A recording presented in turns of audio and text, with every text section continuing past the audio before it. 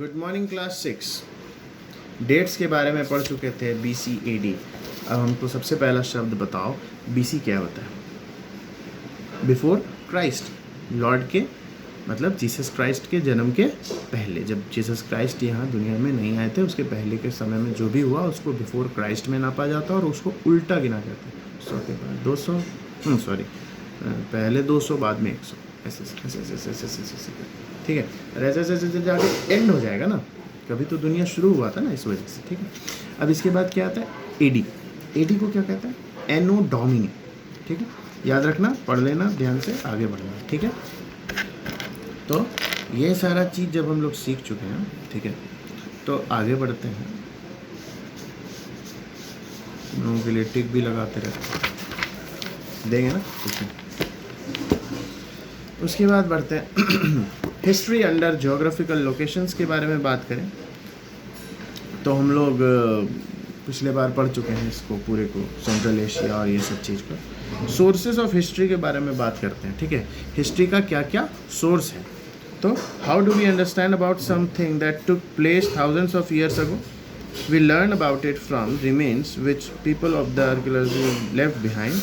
Archaeologists and historians study these remains and explain us that what might happen. ठीक है, तो यहाँ लिखा हुआ है, बहुत सही बात लिखा हुआ है कि हम लोग हिस्ट्री के बारे में कैसे समझते हैं। तो हिस्ट्री के बारे में हम लोग समझते हैं कि अगर हम लोग खोजबीन करते हैं तो बहुत कुछ ऐसा मिलता है कहीं पर, कभी कभी, जो हम लोगों ने नहीं बनाया है, ना इस समय का है, देख के ही पता चल जाता है वो कब का है, किसने बनाया, कौन था, कैसे पता चलेगा, क्या लिटरेचर था, क्या सही था, क्या गलत था, ये सारा कुछ कैसे पता चलता है?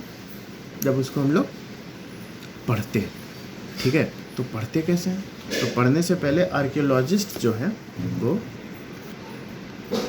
उसके बाद आता है कि हम लोग जब इस बारे में पढ़ते हैं तो आगे बढ़ते हैं। तो आर्कियोलॉजिस्ट, जो तुम लोगों को पहले भी बता चुके हैं, आर्कियोलॉजिस्ट वो लोग होते हैं जो खोजबीन करते हैं हिस्ट्री के बारे में, ठीक है। खोद के ज़मीन से कुछ निकाल लेते हैं, ऐसे पुराने बिल्डिंग्स को देखते हैं, वो सबसे महसूस करके, देख के, पढ़ के, समझ के, इंटरप्रेट करके हम लोगों को समझाते हैं आसान भाषा में। आर्कियोलॉजिस्ट और हिस्टोरियंस ये लोग मिलके ये काम करते हैं। The work of an archaeologist and a historian is similar to that of a detective. Archaeologist और हिस्टोरियन का काम लगभग सेम होता है डिटेक्टिव की तरह, खोजबीन करना, ढूंढ के निकालना सामान सब कहाँ, किससे, कैसे कैसे बिलोंग करता है। Just as a detective solves a mystery with the help of the clues, archaeologists historians solve the mystery of the past with the help of the historical evidences in the clues.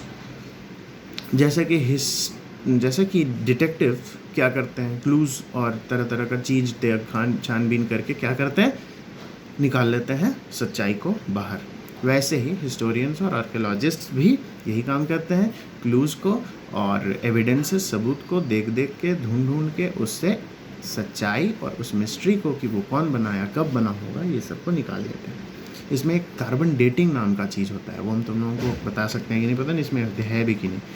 अगर है तो अलग बात है, तो बता देंगे, और नहीं है तो कोई बात नहीं, नहीं बता पाएंगे। बाकी कार्बन डेटिंग एक बहुत बड़ा चीज़ होता है, उससे हम लोग किसी भी चीज़ के उम्र का पता लगा सकते हैं।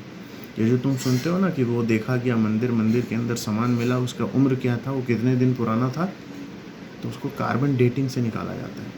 कार्बन का एक आइसोटोप होता है C14, ठीक है, उसी से नापा जाता है कि उसका मात्रा जितना है उतना, उस टाइप से। डिटेल में अभी समझ में ही नहीं आएगा C14 क्या होता है, आइसोटोप क्या होता है, आइसोटोन क्या होता है, सब नहीं ना पता, लेकिन यही तरीका होता है। तुम सिर्फ एक चीज़, कार्बन डेटिंग एक प्रोसेस होता है।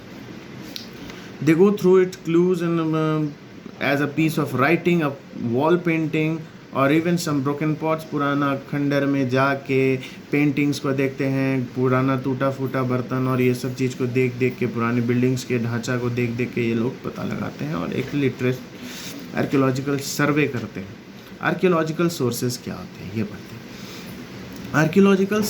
Archaeology is the study of the past cultures. Archaeology पुराने कल्चर्स के बारे में स्टडी को आर्कियोलॉजी कहा जाता है। हाउ पीपल लिव, पहले लोग कैसे रहते थे, कैसे खाते थे, पीते थे, क्या करते थे, उसके बारे में पढ़ना, लिखना, समझना को आर्कियोलॉजी कहा जाता है। Many of these remains buried under the earth and are excavated by the archaeologist, बहुत सारे बरीज मतलब गड़े हुए लोग, सामान, ये सब को निकालना, उसको ढूंढना, उसको देख रेख करना ही आर्कियोलॉजी कहा जाता है। Archaeology sources are direct evidences, they can not be changed और altered by human beings, they are inscriptions, monuments, artifacts and coins. सिक्का, आर्टिफैक्ट्स, मॉन्यूमेंट्स मतलब हो गया तुम्हारा बहुत बड़े बड़े बिल्डिंग्स, ढांचा, ये सब टाइप का चीज़, और इंस्क्रिप्शंस भी उसी टाइप का चीज़ हुआ, ठीक है, कुछ लिखा उखा टाइप का चीज़, या जो बोलो। इंस्क्रिप्शन मतलब एक स्क्रिप्ट टाइप का चीज़ जो उस समय के लोग को बिलोंग करता है, वही होता है, ठीक है। अब इंस्क्रिप्शंस के बारे में पढ़ते हैं। तो द रिटन रिकॉर्ड्स, अभी बताया लिखा हुआ टाइप का चीज़, engraved on the rocks, rocks के ऊपर, ऊपर नहीं, रॉक्स के मतलब सतह पे या अंदर में या कहीं पर भी दबा हुआ। केव वॉल्स, गुफाओं के अंदर। मेटल पिलर्स, बहुत बड़े बड़े मेटल के पिलर्स के अंदर। Walls of the temple, temple के, और पैलेसेस मतलब महल, प्लेस मतलब जगह, और पैलेस मतलब महल, ये सब के जगह पे अंदर में मिलता है, ठीक है। Emperor Ashoka of the Mauryan dynasty put up a large number of inscriptions in different regions of his empire. Ashok जो थे अपने समय में बहुत सारे इंस्क्रिप्शन को अपने महल में, एम्पायर में, तरह तरह के जगह में गाड़ के घुसा के रखवा दिए थे। और much of source of information comes about him largely through these inscription. उनके बारे में जानने को इसी सब चीज़ के थ्रू हम लोगों को मौका मिला। उसके बाद आता है monuments, big structure of the historical prominence are called monuments. मतलब बहुत बहुत पुराने स्ट्रक्चर्स जो एक समय में होते थे, बड़े बड़े बिल्डिंग्स, उनके जो रिमेनिंग पार्ट्स हैं, जो टूटा फूटा ढांचा बचा हुआ है, उसी को मॉन्यूमेंट्स कहा जाता है। They give the details about the social life, ठीक है,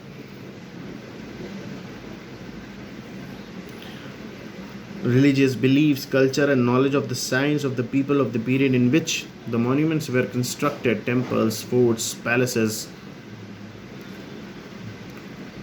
monasteries make the past come alive। पहले के समय के बने हुए मंदिर, ढांचा, महल, किले, ये सारा चीज़, monasteries, ये सारा चीज़ क्या है, हम लोगों को उस समय के